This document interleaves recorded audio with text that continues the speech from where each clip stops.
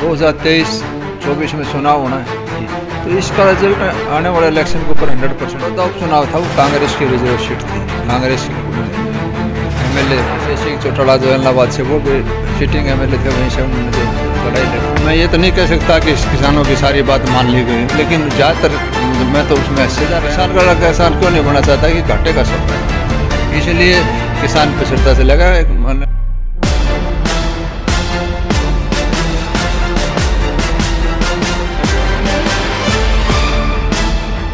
नमस्कार दोस्तों, हमारे चैनल पर आपका स्वागत है। लगातार आदमपुर उपचुनाव से जुड़ी हर अपडेट हम इस चैनल के माध्यम से आपको दिखा रहे हैं। तो आज हमारे साथ सोमवीर सांगवान जी जुड़े हैं, जो निर्दलीय विधायक हैं और लगातार जो इन्होंने एक इस्तीफा दिया था किसान आंदोलन के दौरान और फिर दोबारा बीजेपी ज्वाइन कर ली थी, और वो हमारे साथ बैठे हैं। उनसे बातचीत करेंगे कि आदमपुर का चुनाव किस प्रकार देखते हैं और क्या कुछ इसमें नया करने वाले हैं। नमस्कार जी।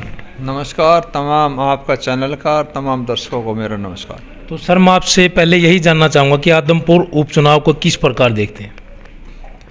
ऐसा है, आदमपुर उपचुनाव के लिए मैं आज आया हूँ और कई गांवों में मैं जाके आया हूँ जी। ये उपचुनाव एक हरियाणा की राजनीति का टर्निंग पॉइंट होगा जी, क्योंकि एक तरफ कुलदीप वैष्णव जी ने इस्तीफा दे के चुनाव हो रहा है, तो इस 2023-24 में चुनाव होना है जी, तो इसका रिजल्ट आने वाले इलेक्शन के ऊपर 100% पड़ेगा। जो भी जीतता है तो उसका रिजल्ट आने वाले जनता उसको उस एंगल से देखती है। तो मैं जहाँ तक समझता हूँ तो भाई भैया बिश्नोई जी जो यहाँ से आदमपुर से जो भारतीय जनता पार्टी ने इस्तीफे के बाद से कैंडिडेट चुना है जी, यहाँ दो एंगल से चुनाव जो हो रहे हैं। एक तरफ भाई जयप्रकाश जी कांग्रेस से हैं, जिनकी उम्र 80 साल है। दूसरी तरफ एक नौजवान है 25-30 साल का। एक हिंदुस्तान का भविष्य है, एक जिसने अपने जीवन का अनुभव लगभग सारी मंजिल पार कर चुके हैं। तो मैं चाहता हूँ कि इस चुनाव को जो हिंदुस्तान का भविष्य है आने वाले टाइम के अंदर, हिंदुस्तान की राजनीति के अंदर छुपा हुआ रुस्तम वो क्या साबित होंगे वो तो समय बताएगा, लेकिन उसको मौका जरूर जनता ने देना चाहिए। और मैं जहाँ तक मैं समझता हूँ जनता ये मन भी बना चुकी है, क्योंकि उपचुनाव सरकार के हक में जाता है।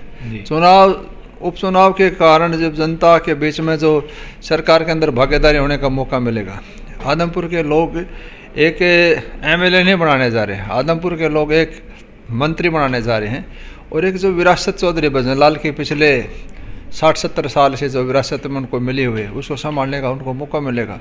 और माननीय मुख्यमंत्री जो सबका साथ सबका विकास लेके जो चल रहे हैं, सरकार में भागीदारी होने के बाद में आदमपुर का जो एक बीच में ब्रेक लगा हुआ था काफ़ी सालों से, जिसमें विकास नाम का चीज़ रुकी हुई थी, उसको गति मिलेगी और आदमपुर की जनता को एहसास होगा कि राज का सुख उन्होंने काफ़ी भोगा है, तो उसको दोबारा अनुभूति महसूस होगी और जनता अपने नुमाइंदे को चुनेगी। और इसमें जनता से काफ़ी उम्मीद भी है कि काफ़ी विकास की गति पकड़ेगा आदमपुर का। अभी आपने बात की कि सरकार के हक में है जो उपचुनाव हो जाता है, लेकिन पिछले चुनाव की बात की जाए तो उसमें भी सरकार आपकी ही थी, कि बड़ौदा की बात की जाए या इलाहाबाद की बात की जाए तो, लेकिन वो तो सरकार नहीं बनी। क्या कहोगे इसमें?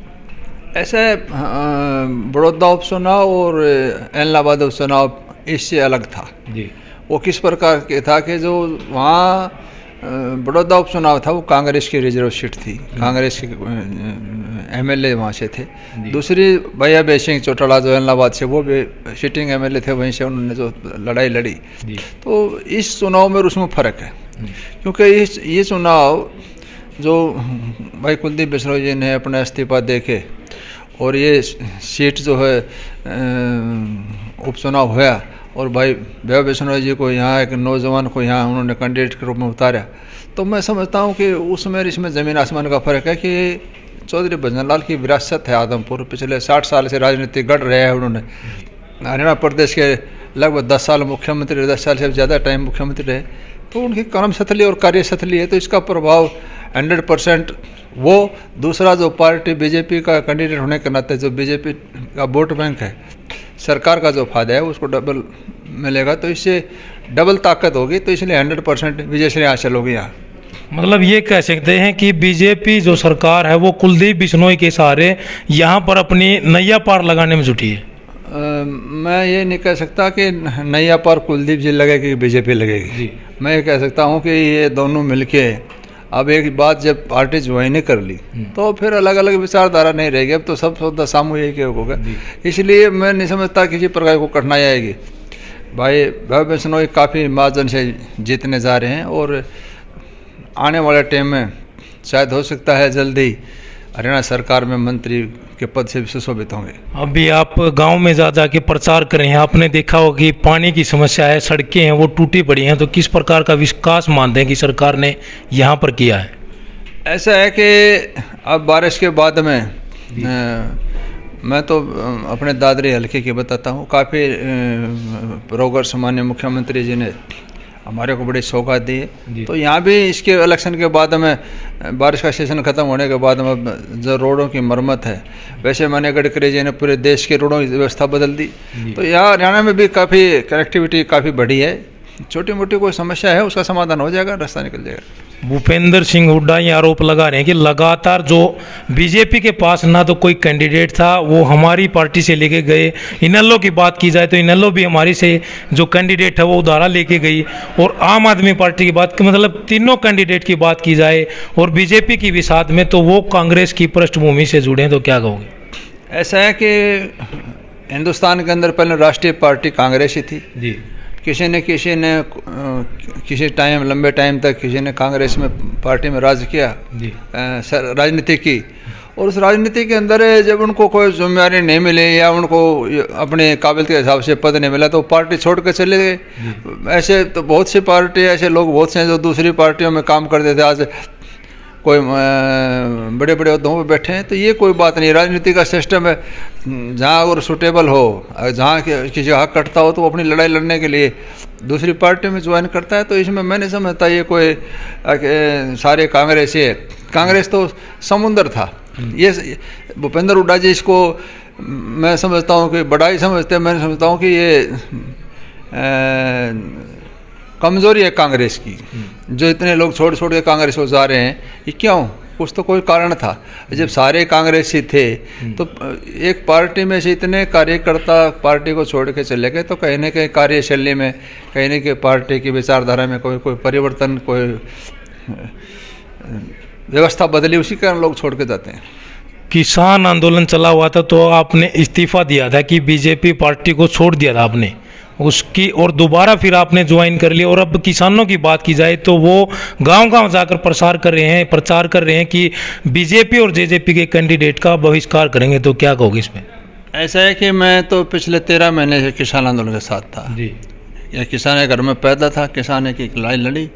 जब सरकार ने तीनों कानून वापस ले लिए और मेन मांग किसानों की यही थी, तीनों कानून वापस कर दिया, तो उसके बाद में एक पंचायती उम्मीदवार, एक पंचायती कैंडिडेट होने के नाते माने मनोहरला जी ने मेरे दादरी को बहुत बड़ी सौगात, चाहे वो मेडिकल कॉलेज की बात हो, पीने पानी शिविर की बात हो, रेन वारिस के पानी की या शिविर की व्यवस्था हो, तो 1150 करोड़ रुपये सौगात दादरी को दिया।